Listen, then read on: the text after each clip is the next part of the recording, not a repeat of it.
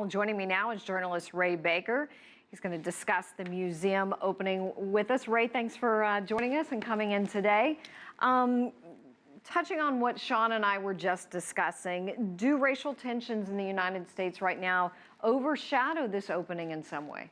I don't think that racial tensions overshadow it in any way. In fact, I think what we will call racial tensions, but what actually we're seeing to be police violence against African Americans dramatizes how African Americans have to identify and claim their space in this American project so often. And we've seen this through Colin Kaepernick's protest of the national anthem and other subsequent athletes. To be American and to be black seemingly are two different things. And so what many Americans hope is that this museum shows that Black Americans are just as much invested in the American project as every other citizen. Watching Sean's report, we didn't hear a lot about Charlotte, but still I want to ask you, was this the right time to open this museum? Absolutely. There's no wrong time for the truth.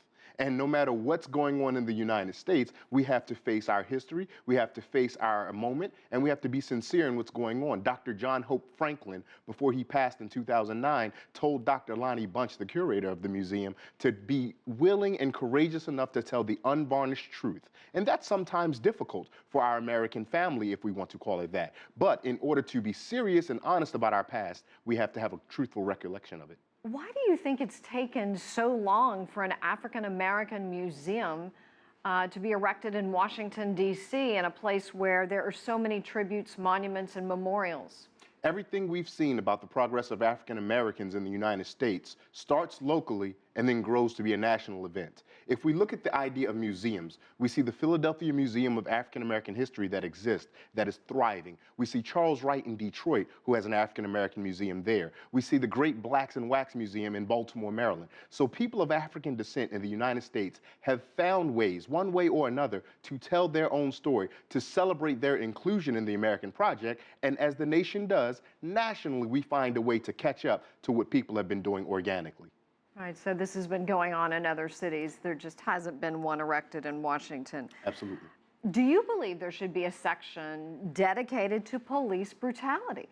I think the actions of police in the United States are a part of the American story. And I think that space should go just as much in the National Museum of African American History and Culture as it should go in the Smithsonian Museum of American History, because Black American participation in the American project is American history. So one of the things I would draw our viewers' attention to is Chuck Berry's car in the National Museum of African American History and Culture. Chuck Berry, a fantastic musician, laid the foreground for what Elvis Presley would later go on and do. So the uniqueness and the necessity of his car being in this, what we will call Black museum, as opposed to it being in the Smithsonian Museum of American History, seems to delineate and echoes a terrible past, the separate but equal, because Chuck Berry's music laid the foundation for what ostensibly became all of American pop culture music.